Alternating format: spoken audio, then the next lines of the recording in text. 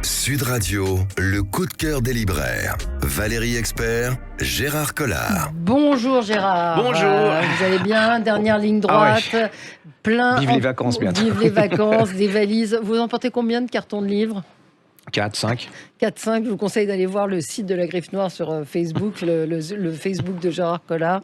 Il va vous montrer sa sélection. Oui, il y a au moins 5 cartons de livres. Ouais, mais j'ai fait déjà une sélection sur les rentrées, parce que c'est tellement triste la rentrée entre...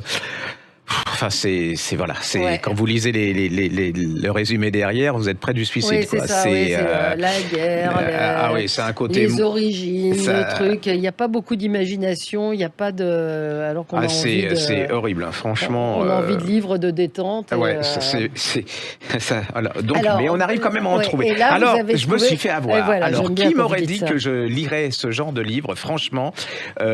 Alors, je sais pas, j'étais attiré par la couverture qui a l'air comme... Enfin, voilà. Ils sont mis à deux, Christian et Eric Casalo. Ça s'appelle 4 filles dans le vent et c'est chez XO Éditions. Et ça, mais je suis... Là, vous voyez, je l'ai pas fini et ça m'énerve parce que j'ai plein de trucs à faire et là, je vais le finir et je vais l'emmener en vacances. Alors, c'est l'histoire de... elle répare une injustice et comme je dis, c'est-à-dire que vous savez, il y a les 4 idoles des années yéyé, ce qu'on appelle, il y a France Gall, Françoise Hardy, Sylvie Vartan et Sheila. Alors pour la plupart des gens, c'était des minettes qui chantaient et puis qui ont été avec la vague yéyé et tout. Et c'est pas du tout ça. Là, alors c'est leur ascension, mais presque jour par jour. Et ça va vous montrer en fait que ces filles, elles ont cassé tous les codes, qu'elles se sont battues parce que ça a l'air facile comme ça, mais elles se sont battues comme des folles parce que c'est un milieu machiste, complètement machiste. Et vous allez voir qu'il était adulé par les Beatles, par des gens, mais vraiment énormes. John, absolument. Mais c'est un vrai roman. C'est-à-dire que leur vie est absolument incroyable et derrière les neuneux dont on a voulu nous faire l'image des neuneux, vous savez, les filles simples, bon, plus ou moins Françoise Hardy et voilà, mais Sheila par exemple, et là vous voyez que c'est complètement autre chose, c'est passionnant. Et vous voyez les magouilles, vous voyez comment les producteurs mâles essayent de les avoir, comme Sheila par exemple. Mais vous voyez comment. Et puis en plus, c'est des milieux complètement différents. Alors il y en a qui les parents veulent pas, d'autres comme Sheila, bon, ils se disent pourquoi pas, elle aime ça. Et vous voyez, c'est tout pour le portrait de l'époque. C'est toute cette époque, c'est ça. C'est cette incroyable. Époque des années 60. Et c'est des failles. Vous voyez, quand on dit c'est des femmes qui étaient féministes avant l'heure, mais c'est ça. Elles ont tout bousculé parce qu'en fait, il y avait pas, même aux États-Unis, c'est la première fois en France que ça existait. C'est-à-dire que c'est vraiment les femmes ont pris le pouvoir et il y a eu des idoles femmes. Ouais. C'était vraiment, à l'époque, il y avait Elvis Presley, il y avait des gens comme ça et elles sont arrivées et elles ont tout basculé. Elles ont permis aux femmes jeunes, aux jeunes femmes d'avoir aussi des idoles. Allez-y, mais franchement, c'est passionnant, c'est palpitant, c'est comme de la télé-réalité, c'est de la détente, c'est une page d'histoire aussi, et c'est écrit, moi je me suis fait avoir, et vous voyez là il me reste encore 35 pages, et ça m'énerve parce que je ne les ai pas finis, et je vais les emmener. Non. Des chanteuses de légende, des femmes libres et avant-gardistes, c'est chez XO, 4 filles dans le vent, et les auteurs Christian et Eric Casalo, qui sont des auteurs qui connaissent très bien le monde de la télé et du spectacle, donc voilà. Mais on aurait pu tomber dans le neuneu ou dans la caricature, et c'est pas du tout ça, et même si la couverture elle fait un peu comme ça simple, c'est pas du tout ça. C'est vraiment conseil de lecture. C'est un bon truc de vacances. Alors, qu'est-ce que vous avez lu encore? J'ai lu un polar, je sais pas si c'est un polar, un roman noir, ça s'appelle Duchesse, D-U-C-H-E-2-S, mais sans E, de Chris Whittaker, c'est chez Pocket. Alors, on est en Californie, dans un petit village, et Duchesse, c'est l'histoire d'une jeune... on peut dire une petite fille, elle a 13 ans.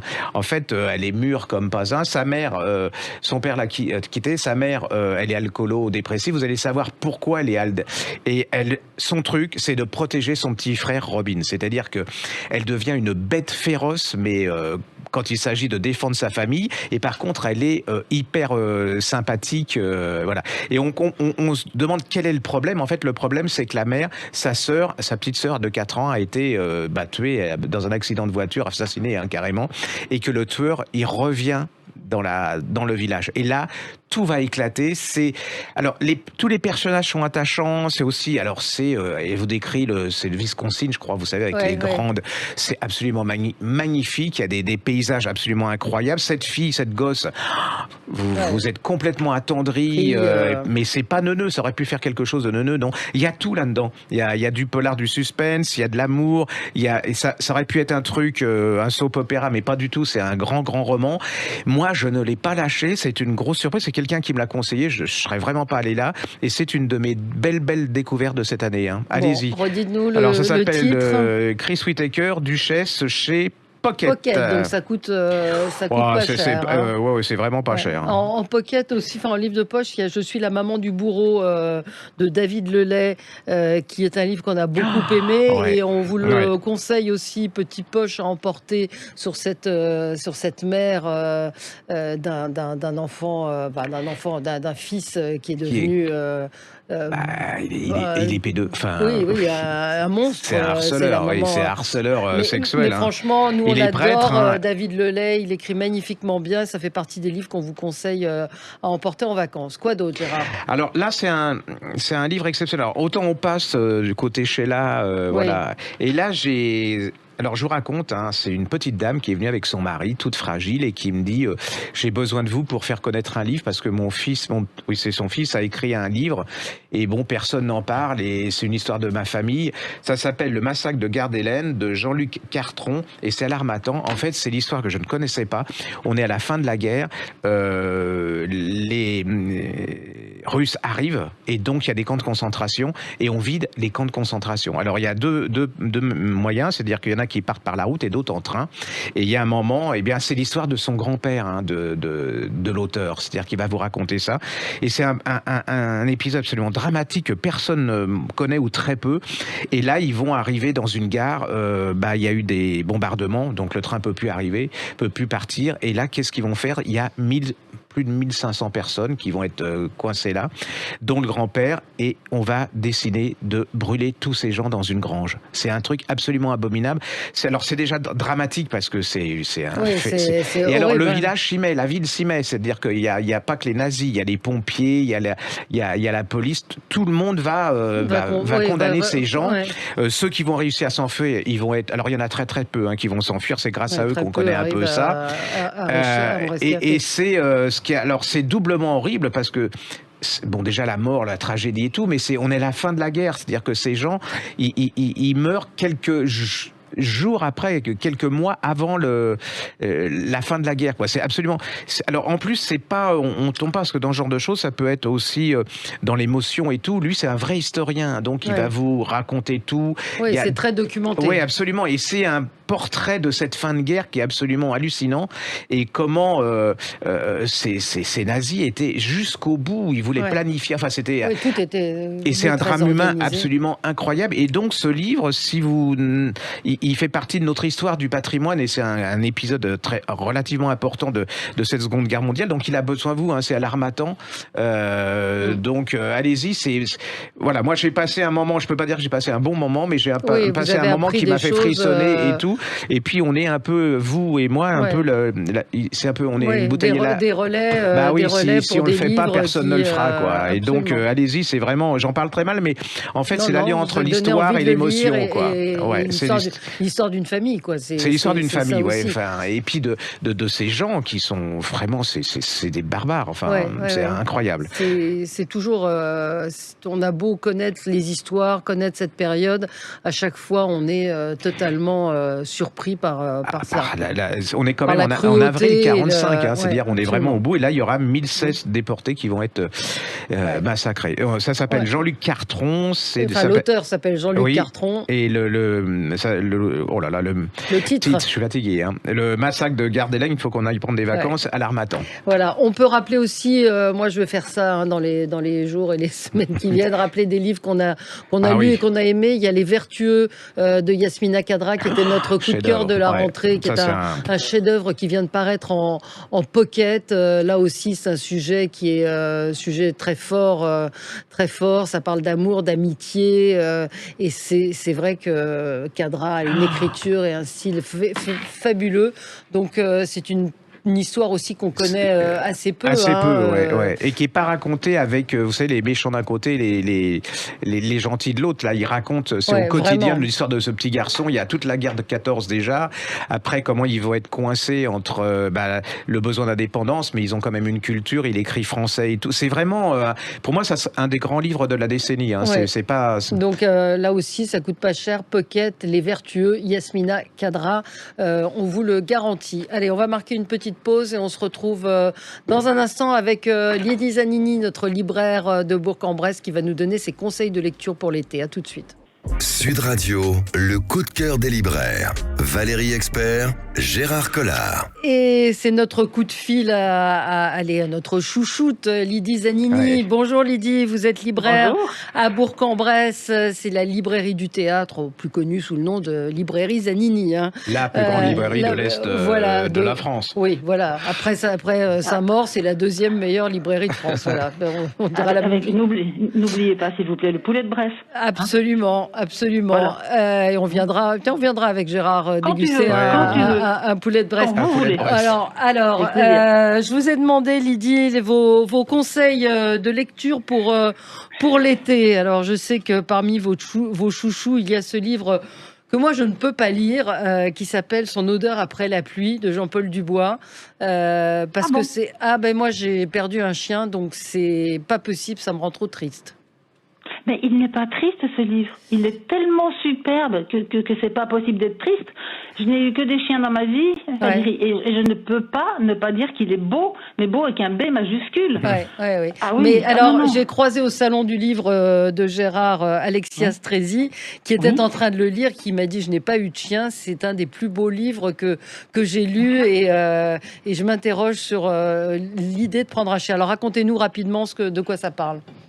Eh bien, Cédric Sapin-Defour a eu un chien, et là, il décide d'avoir un nouveau chien avec lui, un compagnon qui va partager plein de choses dans sa vie. Mais il va venir le choisir à côté de Bourg-en-Bresse, d'ailleurs, parce qu'il habite du côté de Salanches, ce monsieur, et il décide de venir voir ce chien. Et là, le regard du chien qui croise le sien, ça y est, c'est celui-là. Ouais. Et à partir de ce moment-là, il se dit, j'ai un mois d'attente, mais un mois à savourer ce bonheur futur. Et tout le livre est comme ça. Le chien et le maître, ça sera un lien indéfectible. C'est ça qui est très fort. C'est le lien. Tous les gens qui ont eu des chiens vont retrouver ce lien très fort qu'il y a entre un chien et son maître. Mais ce n'est que du bonheur, ce n'est que du bonheur. Parce que le chien ne vit que 13, 14, 15 ans. Nous, humains, on est fait 80, 95. Donc, on va souffrir plusieurs fois si on aime les chiens. On en aura plusieurs dans notre vie. C'est ce qu'il faut se dire. Mais tout ce qu'on aura donné à cette bête, nous, humains, et comme lui aussi nous donnera, parce que le regard d'un chien, tu peux le battre, 2 minutes après, il te regarde avec le même regard et l'amourer. Tu ne peux pas ne pas aimer ce livre. D'abord pour une chose, le style, les mots. Je le relisais hier soir à 3h du matin parce que je pouvais pas le lâcher. Tu te rends compte que ce livre est une pièce rare, déjà. Et là, je vais faire de la gonflette. Je suis la première libraire de France à le vendre. Je rigole pas parce que c'est un livre tellement beau que je l'impose à mes clients. Et qui reviennent contents. Mais bien sûr. Parce que on ne peut pas, on ne peut pas ne pas le lire. Et je te conjure de le lire. Alors, je vais le lire. Mais pour ceux qui se disent, oui, moi, les chiens, ça m'intéresse pas. Encore une fois, l'exemple de cette femme, Alexia Strezzi, auteure qui n'a pas de chien, qui n'a jamais eu de chien, a été bouleversée par le livre. Ça s'appelle Son odeur après la pluie. C'est paru chez Stock. L'auteur s'appelle Cédric Sapin-Defour. Et il y a une préface de Jean-Paul Dubois. Très belle préface, évidemment. Donc ça, c'est votre coup de cœur à vous de cette année. Et vous nous aviez parlé de Guyane, de Jean-Paul Delfino. Guyane, autre coup de cœur également, parce que je trouve que dans ce roman où il y a 3 personnages totalement mais rien à voir entre eux, qui vont se rencontrer en Guyane, font que nous allons apprendre plein de choses sur ce département français qui est tellement peu connu, il est lointain, on ne sait pas ce qui s'y passe. Et là, nos 3 personnages, Clara, comme Alphonse, comme Manet, vont se rencontrer. On a 3 exemples de vie qui sont totalement à l'opposé, mais qui finalement vont nous passionner vraiment. Tu l'as lu, hein, je crois. Oui, Ah oui, Gérard, c'est une vraie saga. Enfin, je veux dire, Oui. ça va à 100 à l'heure. On découvre plein de choses. Les personnages sont vraiment bien campés et tout. Et c'est vraiment Et puis le style de Delfino est génial, dans le sens où ce monsieur qui est journaliste, mais journaliste qui connaît très très bien le sujet, parce qu'il vit là-bas la moitié du temps, non pas en Guyane, mais en Amérique du Sud, fait qu'on est imprégné. Quand on a nos personnages, Manet, notre esclave, on dirait qu'on est avec lui dans sa poche, parce qu'on connaît très très bien la région grâce à lui. Et puis même Alphonse qui va se rentrer avec tous les grands de la région qui vont lui donner du pognon pas possible alors qu'il n'en mérite pas un centime. Je trouve que toute cette histoire-là est racontée de telle façon qu'on est embrigadé dans l'histoire et qu'on ne peut pas le lâcher. Enfin, pour moi, c'est ça. Jean-Paul Delfino, ça s'appelle Guyane avec un S. C'est paru chez Héloïse d'Ormesson. Et le retour des clients est excellent. Excellent, tout le monde. Là, je pense que Lydie, vous nous parlez des livres que vous recommandez, que vous vendez et qui sont succès garanti. Là, c'est une saga, ça vous fait voyager, c'est à la fois ça critique aussi la politique de la France, la façon dont les Français, la politique coloniale, on va dire. C'est une très très belle histoire. Pardon, je te coupe, mais je pense qu'on pourrait dire et faire un parallèle avec Luca Di Fulvio. Ah oui. Je ne sais pas ce qu'en pense notre ami Gérard. Avec Luca Di Fulvio. Ah oui, absolument. On peut lui faire un coup de cœur en plus. Là aussi, vous allez dans une librairie, vous demandez cet auteur, Luca Di Fulvio, Le Gang des rêves. Vous ne pouvez qu'être conquis et séduit par ce livre. Alors après, vous aviez un autre livre, La Maison dans les nuages. Oui, et je crois également que Gérard sera d'accord, de Nicolas Butler. Le précédent qu'on avait aimé également, mais énormément, ça s'appelait Le Petit-Fils. Celui-ci, La Maison dans les nuages. Un chef-d'œuvre. Et celui-ci nous emmène dans le Wyoming avec trois hommes, Cole, Bart et Teddy, qui sont associés d'une entreprise de construction, mais qui fait des garages, des petites maisons, des trucs comme ça. Et là, ils vont être confrontés à la construction d'une maison de 300 mètres carrés, quelque chose de sublime, sur un terrain accidenté, complètement tordu, mais avec une date limite, butoir, du 24 décembre, et nous sommes en septembre. À partir de ce moment-là, qu'est-ce qui se passe? Le froid, la neige, un mobil-home éventuellement pour dormir et gagner du temps, mais ils vont travailler 20 heures sur 24. Confrontés à leurs idées noires et pas noires, leur force qui décline et un peu de drogue pour se sustenter parce qu'il faut tenir le choc. Et qu'est-ce qui va devenir parce que cette femme qui leur demande cette belle maison est une avocate associée qui est pleine d'argent. Pourquoi veut-elle cette maison pour le 24 décembre? Pourquoi? Et on se rentre là-dedans, c'est génial. C'est quand vous rentrez dans ce livre, vous n'en sortez pas. Mais c'est une critique du système aussi, enfin de l'argent, de la nature qui reprend ses. Enfin, c'est vraiment, ce type est exceptionnel au niveau comme écrivain. Je trouve qu'il n'est pas assez connu par rapport à la qualité de ses romans. Je suis bien d'accord avec toi. Ça s'appelle La Maison dans les nuages. L'auteur s'appelle Nicolas Butler, B-U-T-L-E-R, et c'est paru chez Stock. Écoutez, merci Lydie, vous avez commencé vos livres de la rentrée, vous m'avez donné quelques conseils. Vous ne trouvez pas que c'est un peu triste ce qu'on reçoit? C'est un peu triste, mais il y a des très belles choses. Le dernier que je vous ai envoyé récemment est magnifique, mais on en reparlera. On en reparlera à la rentrée. Merci. Grand plaisir. Merci. Bonnes vacances à vous, chère Lydie. À bientôt. À ceux qui nous écoutent et à vous. Oui, vous aussi. Bonnes vacances et bonne lecture. Au revoir. Au revoir. Alors, Gérard, on continue dans les. On va se refaire une petite. Les indispensables, comme là, on continue. Alors, il y a pour moi aussi, qui est un grand livre, c'est Colm Tolbin, Le Magicien chez Grasset. Alors, ça, c'est le retour des gens. Magnifique. Et alors, les gens se surprennent en disant je pensais pas être capable de lire un livre comme ça. Et en fait, c'est une grande saga. En fait, c'est l'histoire de Thomas Mann qui raconte, sous forme de roman déguisé, son adolescence. C'est d'une précision là aussi dans les détails sur cette société, sur ce père. Le côté bourgeois où le père veut, ils ont une entreprise, il faut que il soit dans l'entreprise. Alors lui, il en a rien à faire. Lui, c'est un artiste, il aime écrire, mais il se cache. Il y a la mère, il y a le frère aussi qui veut. C'est vraiment. Et alors vous allez voir comment il va évoluer dans ce monde jusqu'après la guerre où les nazis arrivent et où il doit fuir. Donc aux États-Unis. mais alors pas de panique, hein, parce que souvent les gens ils me disent oui, Thomas Mann c'est trop, mais non, intello, pas du tout. Hein, là, c'est sa vie en fait, c'est ça. C'est un grand. Passionnant. Enfin, c'est un grand roman de détente. Vous pouvez le lire comme un grand roman de détente, mais en plus, alors j'ai adoré parce que ça a donné aux gens. Moi, je le vends avec les Buddenbrook. En fait, c'est l'histoire de la première partie de ce roman qui est absolument sublime, qu'une fois que vous êtes dedans, qui est bien traduit. Enfin, c'est vraiment l'absolu, hein, je veux dire, qui a fait plaisir à tout le monde. Tout le monde a aimé. En fait, la première partie, c'est les Buddenbrook de Thomas Mann, et les gens ont lu les Buddenbrook en disant. Alors, je dis pas que tout Thomas Mann soit d'une facilité incroyable. Non, la montagne magique, il faut s'accrocher. Mais là, c'est le destin de ces. C'est sa vie, enfin, c'est sa famille, c'est sa vie. allez-y. Pour moi, ça a été un des grands repères, un des grands repères de cette année. Hein, moi, je l'ai beaucoup offert en fait. Ce livre-là. Moi aussi. Et les gens étaient plutôt contents. On parlait d'Alexia Strezzi aussi. C'est un des livres à côté desquels il faut pas passer. Hein, cette histoire de ce petit garçon abandonné et qui va s'avérer. Ça se passe en Sicile, en Italie du Sud. C'est toute l'Italie. L'Italie, oui, c'est cette ambiance, c'est l'opéra. Parce qu'il a une voix absolument extraordinaire. C'est des rencontres. Hein. Il va se retrouver à Paris dans les années 20, et qui est prise en main par une femme absolument incroyable et extraordinaire qui va le faire monter au sommet. Et lui, il se rend compte qu'en fin de compte, sa vie, c'est pas forcément avoir du succès et tout. Et il va repartir en Italie pour aider ceux comme lui qui sont dans la détresse. C'est magnifique. Hein. Ça s'appelle Des lendemains qui chantent, Alexia Strezzi. Ce livre, il existe grâce à nous. Hein. On va faire aussi, comme Lydie, s'envoyer des fleurs parce qu'elle n'a pas eu beaucoup de presse, elle n'a pas eu beaucoup de... Et il a décollé. Et tous les gens à qui on l'a fait lire ont adoré ce livre. Elle a une écriture magnifique, Alexia Strezzi. Donc, Des lendemains qui chantent, c'est paru chez Flammarion. C'est, il est né au début de la Seconde Guerre mondiale, de la Première Guerre mondiale.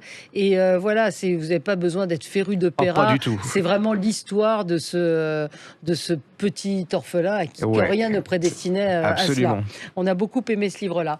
Voilà. Et on a fini pour aujourd'hui. Puis la semaine prochaine, on vous redonnera des conseils encore de livres à emporter dans vos valises. À la semaine prochaine, Gérard. Sud Radio, le coup de cœur des libraires. Valérie Expert, Gérard Collard.